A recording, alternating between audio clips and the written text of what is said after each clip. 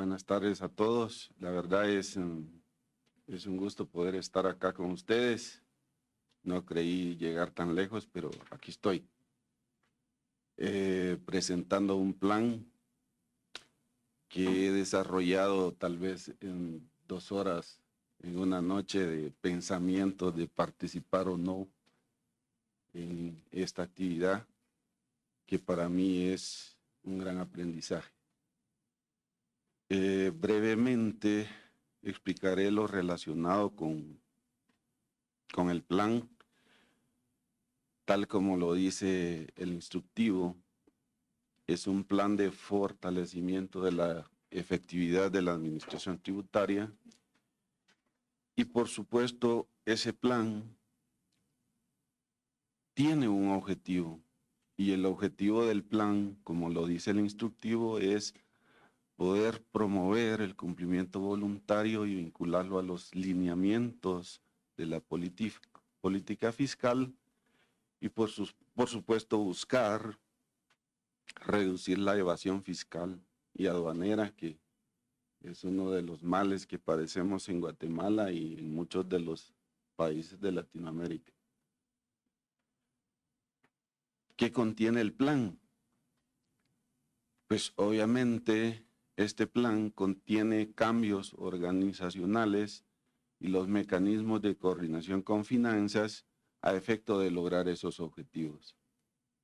Sin embargo, para mí sería un poco irresponsable venir a decir voy a hacer cambios institucionales sin haber evaluado todas las áreas de la administración tributaria, porque verdaderamente es cierto que la administración ha crecido durante muchos años.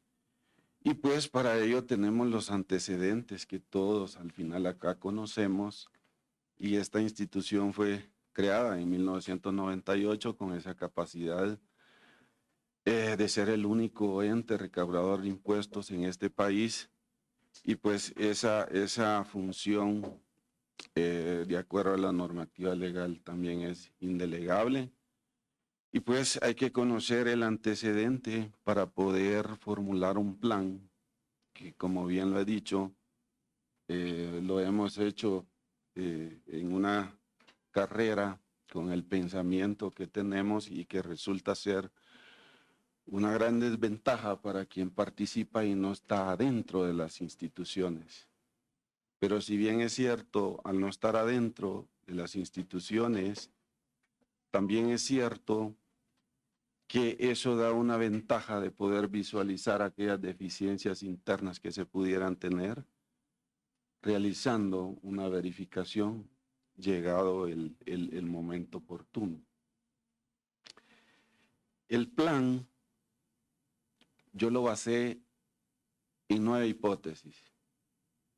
Algunas hipótesis son ciertas, otras hay que comprobarlas, pero siempre buscando en las hipótesis el mecanismo de qué es lo justo, qué es lo correcto, y tenemos que ampararnos en lo legal, que es lo que hoy por hoy tenemos, y es a dónde debemos de regirnos. Porque como institución, la administración tributaria se va a regir por todo aquello que está establecido en ley. Es difícil poder ver si eso es justo o si eso es lo correcto. Mi presentación, yo he tratado de, en base a esas 9 hipótesis, basar en qué es justo, qué es correcto y qué es legal. Para ello, en la ejecución de ese plan, de esas hipótesis que he diseñado, pues yo lo resumo en los sueños de la administración tributaria, pero también es el sueño de muchas administraciones tributarias a nivel mundial y especialmente en Latinoamérica, pues también es sueño de muchas administraciones tributarias. Pero las instituciones también deben de tener en ese parámetro bien evaluado cuáles son los sueños, que estos sueños siempre van amarrados al propósito. Cada institución debería de tener un propósito. Cada ser humano debería de tener un propósito. Y pues obviamente ese propósito lleva construcción. Ese propósito lleva trabajo. Y a eso podría denominarlo yo los sueños. Pero también los retos de la administración tributaria son grandes. Pero los retos, con un poco de esfuerzo, es posible alcanzarlos. Pero también hay una realidad. Y la realidad es lo que tenemos hoy. La realidad es lo que hoy puedo hacer con la normativa que hoy tengo. Porque no puedo pretender lograr los sueños si la normativa que tengo es deficiente.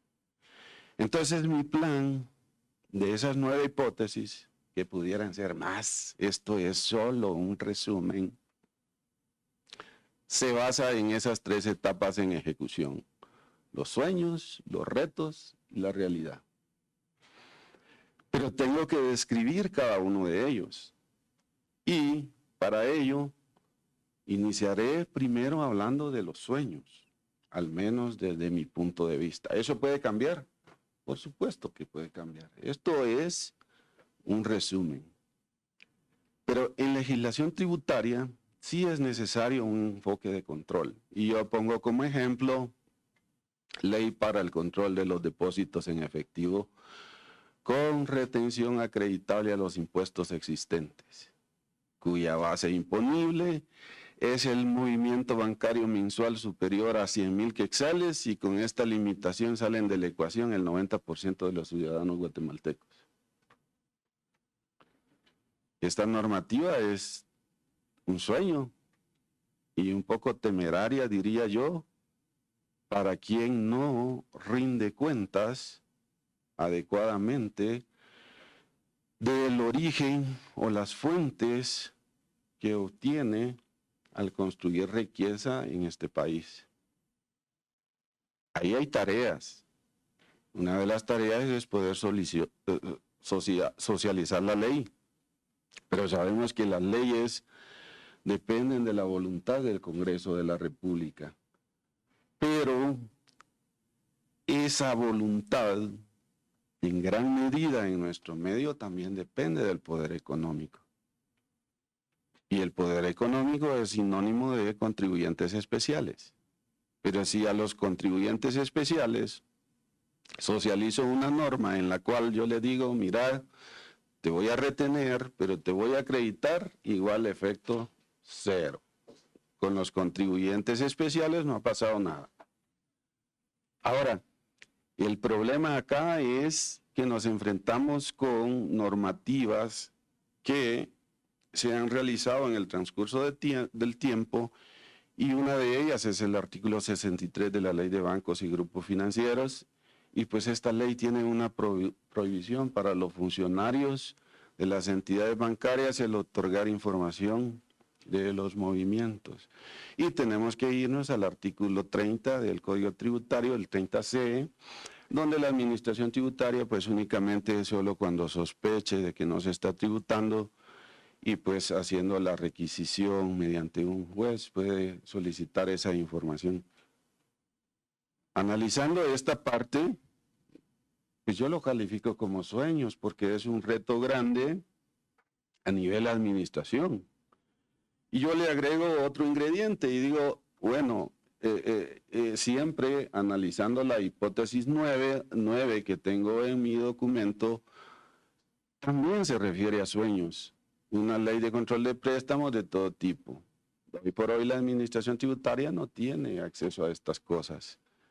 Y todos nosotros sabemos que un inmueble negociado con 100 muchas veces aparece hipotecado con 500. Resultado de la ecuación, el inmueble no tributó pero ni la mitad de lo que realmente debería tributar.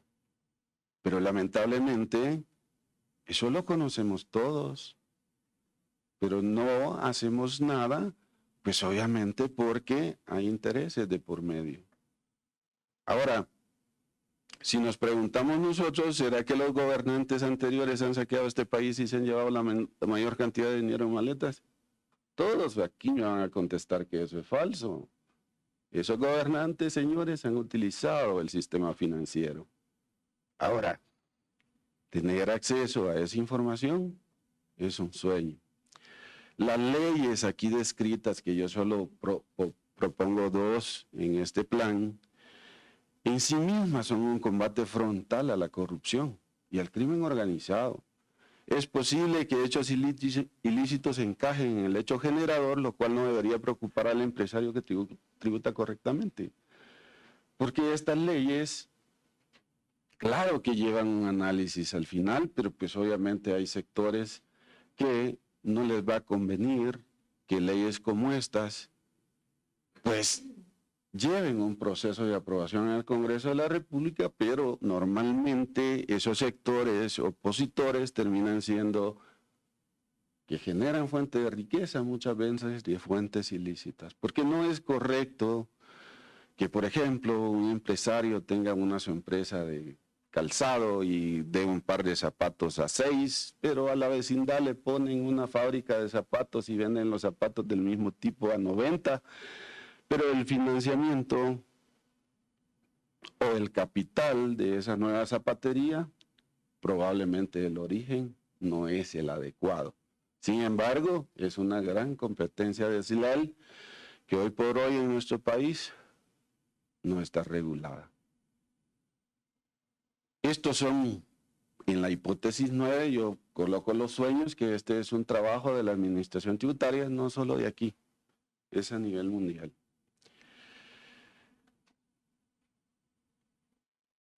Concluyo en esa parte de los sueños y procedo a explicar lo que contiene la hipótesis 3, que este es uno de los retos y es plataformas virtuales. Los negocios van más rápido que las regulaciones. En Guatemala no existe regulación para el comercio electrónico. Y al no haber esa regulación, pues el actuar de la administración tributaria es bastante deficiente, no porque la administración tributaria se quiera ver así, sino que sencillamente no tiene los mecanismos legales para poder llegar a fiscalizar esos sectores. En esta parte también es un reto poder regular las rentas obtenidas por medio de monedas virtuales. Ahí hay pues gran cantidad de recursos que hoy por hoy, pues salvo en las legislaciones europeas que por allí empiezan a legislar parte de las monedas virtuales, pero ya es una realidad que hoy por hoy la tenemos. Es decir, en mi caso personal, he utilizado yo esos mecanismos de pago, pero no con el objeto de decir qué podemos hacer acá, no, con el objeto de aprender cuál es el funcionamiento. Entonces, claro, hoy por hoy Bitcoin, Ethereum y todas las monedas virtuales se han convertido en medios de pago y una vez sean utilizados como medios de pago, pues hombre, hay fuentes generadoras de renta que están escondidas en la nube. Pero eso no tenemos regulación. Pero es un reto también. El Congreso de la República, saben ustedes que no lo hará. Al menos que se logre realizar o impulsar propuestas y que se logre compensar, comprender esa parte, que al final el funcionario público y especialmente el Congreso de la República debe entender que esas leyes son necesarias para el desarrollo integral del país. Pero hombre, para llegar a esas regulaciones primero hay que entender el proceso de cómo funciona. Yo puedo decir, al inicio yo perdí alrededor de $15,000, pero se me volvió ganancia años después al conocer los mecanismos. Pero eso hoy por hoy no está regulado en ninguna normativa relacionada con tributos. También es reto de la administración tributaria y ahí nuevamente en la hipótesis 3, Airbnb, pues digo yo a los personeros que estuvieron, felicitaciones, fue un reto y lo han hecho muy bien, pero va muy lento desde mi punto de vista. ¿Por qué? Bueno, hay que ver 2023, 2024 y hay que entrarle a plataformas como Amazon, Netflix, Disney, Microsoft y pare de contar. ¿Por qué tienen ellos sedes en países donde las tributaciones son, entre comillas, discutibles? Bueno, hay que ir a buscarlas a Países Bajos, a Irlanda, a Estados Unidos, que también tiene su parte, pero nosotros al final, como guatemaltecos, sabemos que ahí hay rentas que no tributan en Guatemala. Pero aquí la pregunta también sería, ¿qué ha pasado? No nos hemos reunido con los grandes ejecutivos de estas empresas. Yo sé que las multinacionales también tienen gente con poder de decisión y esos son buenos empresarios y malos empresarios. Por lo tanto, la invitación al final es acudir a estas multinacionales o buscar regularlas para poder obtener rentas que al final serían útiles en este país para el desarrollo integral de sus habitantes. La inteligencia artificial, por supuesto, en mi programa que digo yo, bueno, es necesario verificar por lo menos 20 especialistas en inteligencia artificial. Bueno, pero es que a las inteligencias artificiales hay que enseñarles. Pero yo veo como un camino el SAT Data Plus que han creado, SAT Data Mesh. No es mala idea, pero hay que verlo si tiene una manera integral de los cientos de sistemas que hoy por hoy son y si las bases no se duplican. Y a lo mejor utilizando esa unidad como una unidad que venga a ser más eficiente la labor del auditor tributario, probablemente en algunos años tenemos el primer auditor tributario inteligente y sobre todo incorruptible. En retos de la SAT también están los líquidos. Bueno, ¿cómo ver los líquidos? Como lo hacen los grandes, flujómetros y telemetría. En Guatemala no tenemos regulación. No quiero detenerme en este tema porque ya tengo tarjeta amarilla y procede a avanzar. En ganancias de capital, pues también ya hemos tocado parte de esto y conocemos al final que ahí hay rentas que no necesariamente están tributando como debiera ser y pues obviamente es necesario buscar los mecanismos para poder regularlas y poder revisarlas, pero también es importante buscar una normativa de precios de transferencias locales que hoy por hoy no tenemos y eso ayudaría bastante a la administración. Pero me voy por la realidad. La realidad que hoy tiene recaudación por años, el gobierno de datos ha estado centralizado en recaudación. Hoy se empieza a descentralizar ahí con otras instancias, gente especializada que han podido llevar a que sea SAT Data Plus tal vez el inicio de una realidad. Y pues obviamente eso merece cambiar porque recaudación, recuérdense ustedes que no tiene poder legal y solo se limita a hacer avisos y el que sí tiene poder legal de requerimientos es fiscalización. Entonces ahí hay que empujar que esos avisos de información salten rápidamente al departamento de fiscalización para poderlo convertir en materia legal. Pero también es cierto que al convertirse en materia legal, y allí comparto un caso, lo económico coactivo hay que verlo y eso lo podemos ver no teniendo una ley, podemos normarlo.